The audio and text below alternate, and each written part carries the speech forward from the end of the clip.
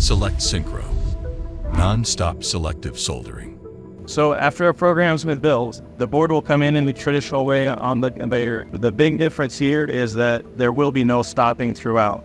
Then the machine tracks the board at the point where it comes in and will begin fluxing as the board is moving. So we're keeping track of the product position, applying the flux, and then allowing the preheat to take place. And down on this lower or second section of the machine is where the 5 solder pots will individually start soldering all the through-hole components. Because this is a non-stop conveyor, the machine will continually accept boards, and in the end, you're going to be receiving a completed product anywhere from every 15 seconds to 25 seconds, again, just depending on the project. Synchro. Join the revolution. Non-stop selective soldering. Increase UPH. Reduce maintenance. Small footprint. Contact us today for more.